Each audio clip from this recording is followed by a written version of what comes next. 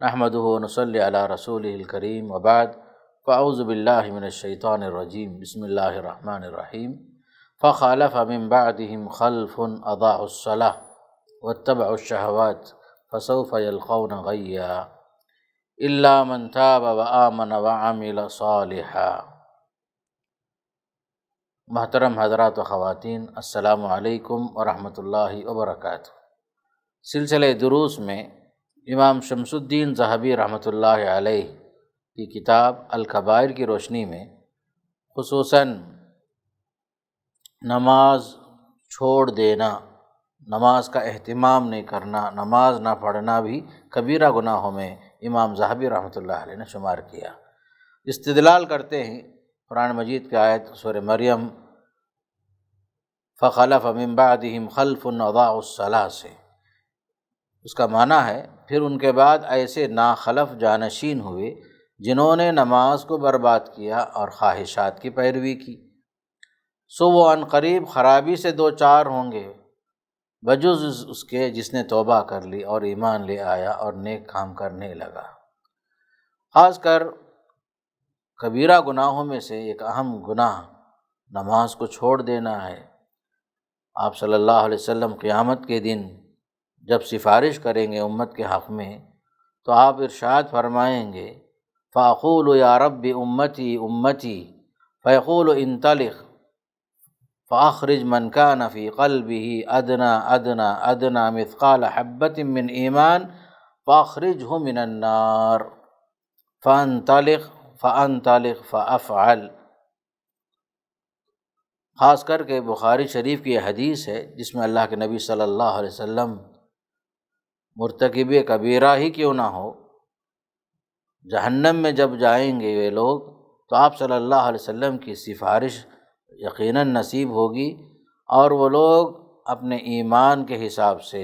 ان کا ایمان رائی کے دانے کے برابر بھی کیوں نہ ہو،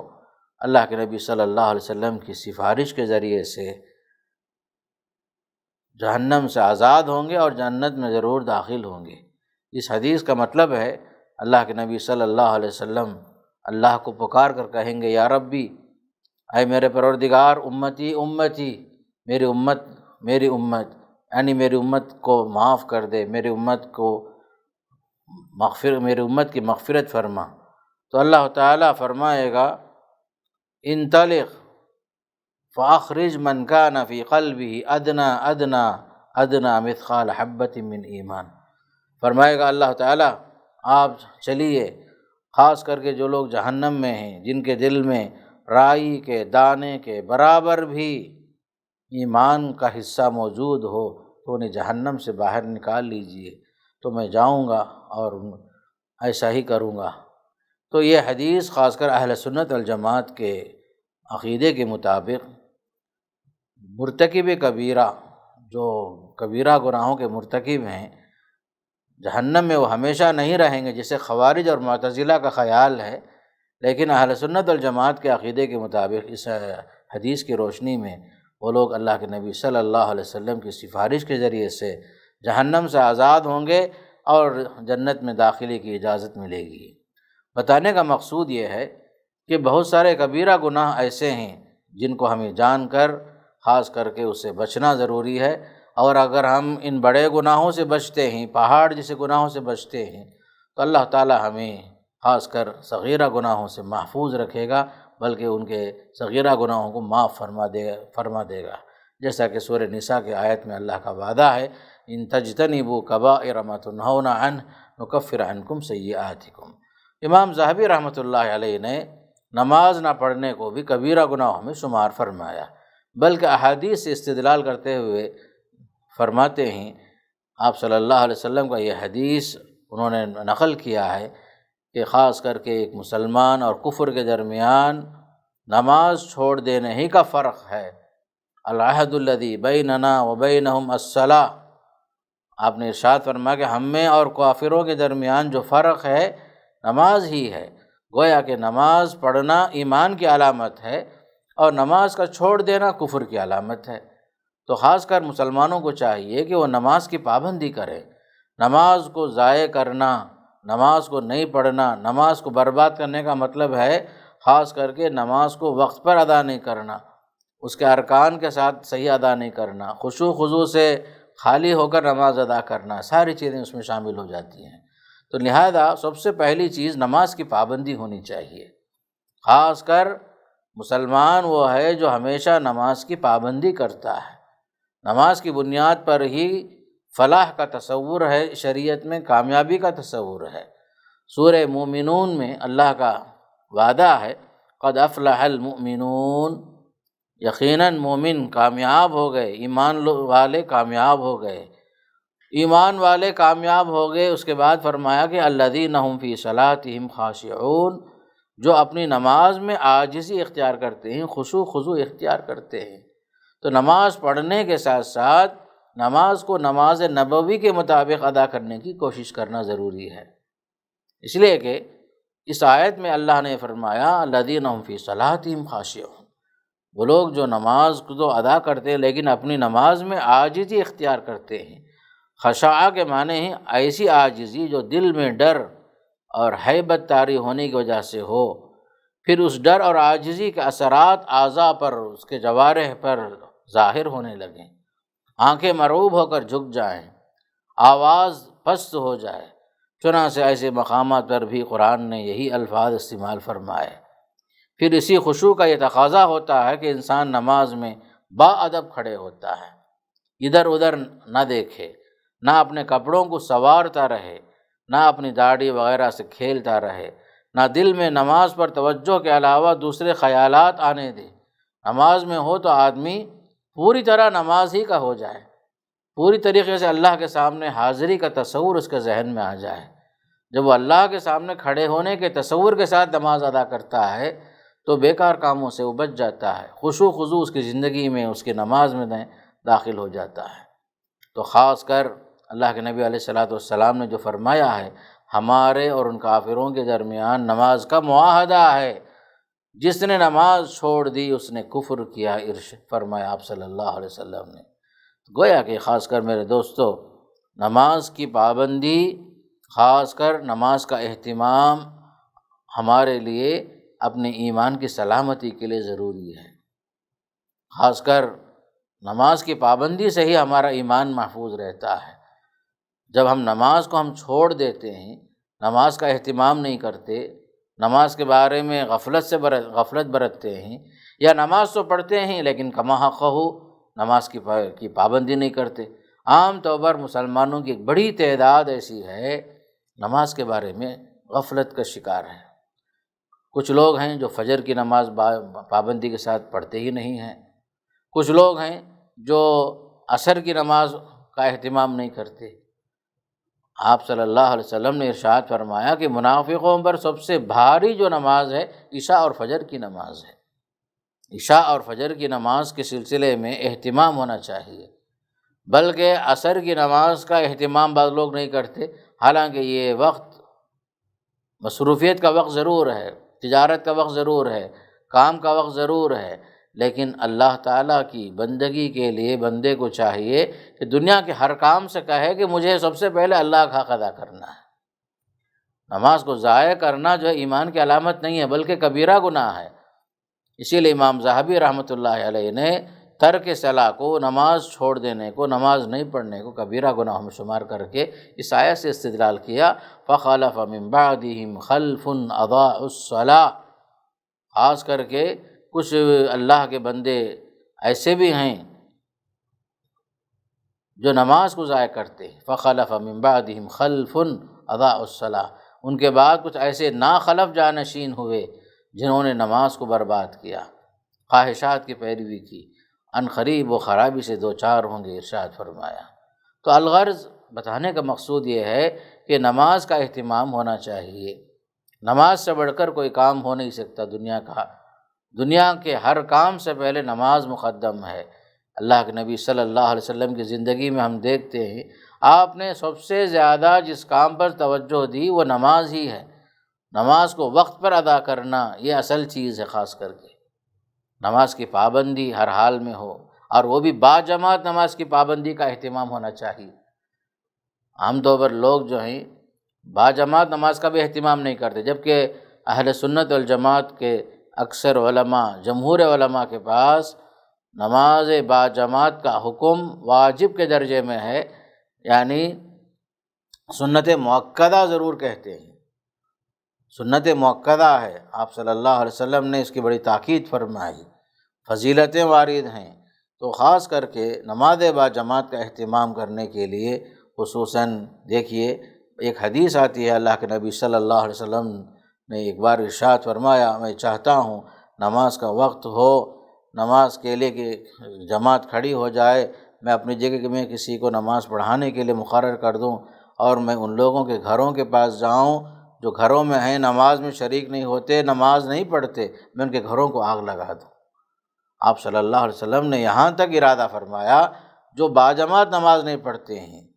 ان کے گھروں کو آگ لگانے کا آپ نے ارادہ فرمایا، چونکہ گھروں میں عورتیں ہیں، بچے ہیں، بیمار ہیں، ضعیف لوگ ہیں، اس لیے آپ صلی اللہ علیہ وسلم نے اس پر عمل نہیں کیا۔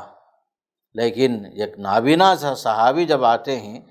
وہ اللہ کے نبی صلی اللہ علیہ وسلم سے رخصت چاہتے ہیں، خاص کر کے باجماعت نماز میں شریک ہوئے بغیر گھر میں پڑھنے کے لیے اجازت چاہتے ہیں۔ عذر ضرور ہے، بینائی نہیں ہے، بصارت کھو گئی ہے، بصیرت تو سلامت ہے، لیکن عذر ہے، باجماعت نماز میں شریک نہیں ہوتے ہیں، تو وہ پوچھتے ہیں یا رسول اللہ صلی اللہ علیہ وسلم لیس لی قائد یقودنی الی المسجد، اے اللہ کے نبی مجھے مسجد تک پہنچانے والا کوئی نہیں ہے، میں اندھا آدمی ہوں، اور یہ مدینے میں یہ راستے ہموار نہیں ہیں، بعض روایتوں میں آتا ہے کہ یہاں سانپ اور بچھو ہیں، راستہ ہموار نہیں ہے، مجھے پہنچانے والا کوئی نہیں ہے۔ یہ تمام عذر پیش کر کے اللہ کے نبی صلی اللہ علیہ وسلم سے رخصت چاہتے ہیں کہ وہ گھر میں نماز پڑھ لیں، تو آپ صلی اللہ علیہ وسلم نے شروع میں اجازت دے دی۔ جب وہ جانے لگے تو آپ نے انہیں پھر بلایا، پھر آپ نے پوچھا حل تسمع النداء اتسمع النداء، کیا تم اذان کی آواز سنتے ہو؟ کہا نہیں سنتا ہوں یا رسول اللہ۔ تو آپ نے فرمایا فاجب، تو تم جو ہے باجماعت نماز میں شریک ہو جاؤ، حاضر ہو جاؤ، تمہارے لیے اذان سننے کے بعد حی علی الصلاح حی علی الفلاح کی آواز سننے کے بعد گھر میں پڑھنے کی گنجائش نہیں ہے۔ فرمایا ایک نابینا صحابی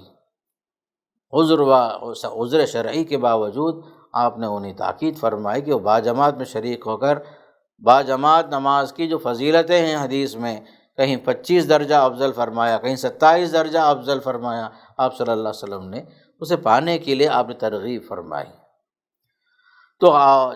جب باجماعت نماز میں شریک ہونے کے لیے ایک معذور شخص کے لیے جب گنجائش نہیں ہے تو وہ حضرات اللہ تعالیٰ نے صحیح سالم رکھا، ان کو اعضاء و جوارح صحیح ہیں، بیمار نہیں ہیں، معذور نہیں ہیں، پھر نماز سے غفلت کا مطلب ہی کیا ہے؟ گویا کہ ہمارا ایمان کمزور ہے،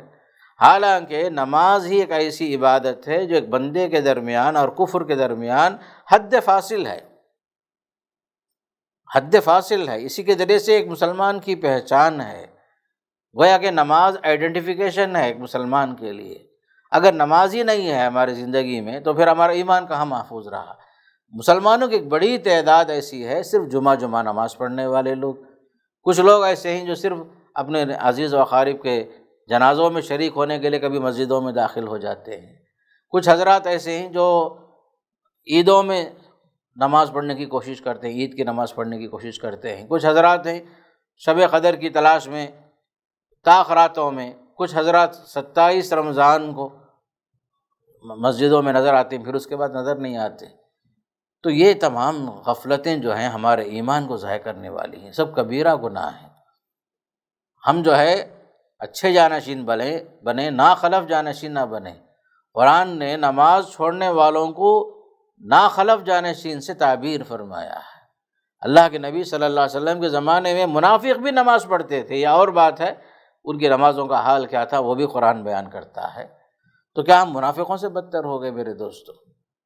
منافقوں سے ہم لوگ بدتر ہو گئے ہیں، جبکہ عہد نبوت میں منافق جو ہے صف اول میں رہتے تھے، کہیں ان کے نماز نہیں پڑھنے کی وجہ سے کہیں ان پر کفر کا دھبا نہ پڑ جائے۔ تو خاص کر کے منافقین کا اہتمام جو تھا،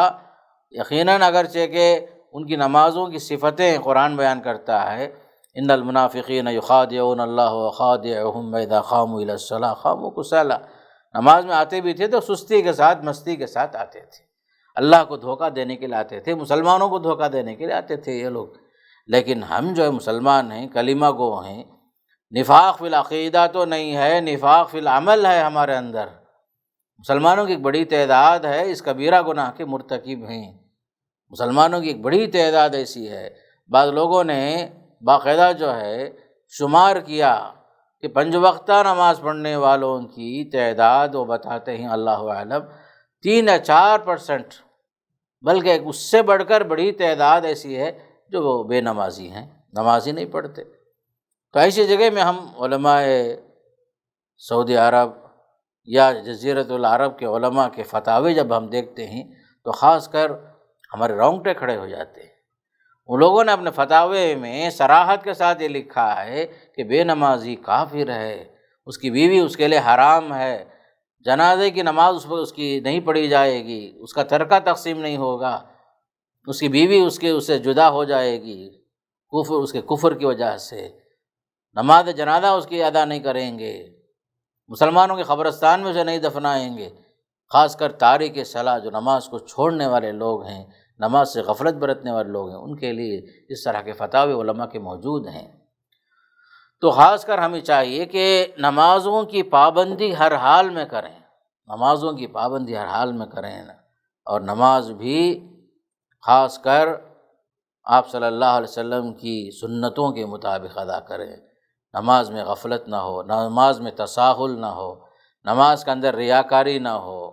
نماز کو اول وقت میں ادا کرنے کی کوشش کریں۔ اقامت صلاح کا ذکر جہاں قرآن میں بار بار آتا ہے، نماز کی پابندی کرتے ہیں، تو اقامت صلاح کے اندر اول وقت میں نماز کو نماز کے وقت میں ادا کرنا بھی شامل ہے۔ کچھ حضرات ہم میں ایسے ہیں جو نماز کو اس کے اوقات کو ضائع کر دیتے ہیں، ہمیشہ تاخیر سے نماز پڑھنے کی کوشش کرتے ہیں۔ کبھی کبھار انسان ہونے کی حیثیت سے تاخیر ہو جائے، سہو ہو جائے، انسان سو جائے، یہ سب ممکن ہے بشری تقاضے سے، لیکن ہمیشہ غفلت برتنا، ہمیشہ تاخیر سے آنا، یا جماعت کی نماز کا اہتمام کیے بغیر بعد میں جماعت کرنے کی کوشش کرنا، یہ سب اچھی چیز نہیں ہے میرے دوستو۔ نماز کو ضائع کیے بغیر نماز کو وقت پر ادا کرنا، اول وقت میں ادا کرنے کی کوشش کرنا۔ ایک حدیث میں آتا ہے، اللہ کے نبی صلی اللہ علیہ وسلم نے ارشاد فرمایا کہ افضل الاعمال الصلاۃ فی اول وقتہا، کہ اعمال میں سب سے افضل ترین عمل نماز کو اس کے اول وقت میں ادا کرنا۔ پیارے نبی صلی اللہ علیہ وسلم ہر نماز کو اول وقت میں ادا کرنے کی پوری کوشش کرتے تھے، باقاعدہ آپ نے صحابہ کو اسی کی تربیت کی۔ نماز کو وقت پر ادا کرنا، اول وقت میں ادا کرنا، یہ آپ کا عمل رہا۔ آپ نے کبھی بھی نماز کو ضائع کرنا پسند نہیں کیا۔ حضرت عائشہ صدیقہ فرماتی ہیں رضوان اللہ تعالی علیہن کہ آپ گھروں میں رہتے، ہمارے ساتھ ہمارے ہاتھ بٹاتے، گھر کے کام کاج میں شریک رہتے، جو ہی نماز کا وقت ہوتا تو آپ ہمارے درمیان سے ایسے اٹھ جاتے گویا کہ ہمارا آپ سے کوئی تعلق ہی نہیں ہے۔ آپ صلی اللہ علیہ وسلم جو ہے نماز پر اتنی توجہ دیتے تھے، دنیا کے ہر کام کو چھوڑ دیتے، لیکن نماز کی طرف فوراً متوجہ ہوتے۔ سفر سے آ گئے تب بھی نماز، سفر پہ نکلتے ہوئے تب بھی نماز سے شروع کرتے سفر، بارش نہیں ہوئی تب بھی جو ہے نماز کا اہتمام، دشمن کا غلبہ ہے، عین جنگ کا موقع ہے، پھر بھی باجماعت نماز، صلاۃ الخوف مختلف شکلوں سے آپ نے امت کو پڑھائی۔ صلاۃ الخوف، جنگ کی نماز، باجماعت نماز، آپ صلی اللہ علیہ وسلم نے مختلف انداز سے صلاۃ الخوف کا اہتمام فرمایا۔ بارش کے لیے نماز کا آپ نے ہمیں سبق دیا، بارش نہ ہو فوراً جو ہے نماز کی طرف لپکتے آپ صلی اللہ علیہ وسلم، زور سے ہوا چلتی تب بھی آپ نماز کی طرف فوراً متوجہ ہوتے۔ ایک مرتبہ زور سے ہوا چل رہی تھی، آپ نماز پڑھنے کے لیے فوراً متوجہ ہوئے، بے چین ہوئے، گھر کے اندر سے باہر جاتے، باہر سے اندر آتے، بے چین تھے آپ صلی اللہ علیہ وسلم۔ ہوائیں زور سے چل رہی تھی تو حضرت عائشہ صدیقہ رضی اللہ تعالی عنہا نے کہا یا رسول اللہ پریشان ہونے کی ضرورت کیا ہے، ہوا چل رہی ہے تو شاید بارش ہو جائے گی، ہوا چل رہی ہے بارش ہو جائے گی۔ تو آپ نے ارشاد فرمایا عائشہ تمہیں کیا معلوم ہے، ہر ہوا بارش لے کے نہیں آتی، بعض ہوائیں باران رحمت لے کر آنے کے بجائے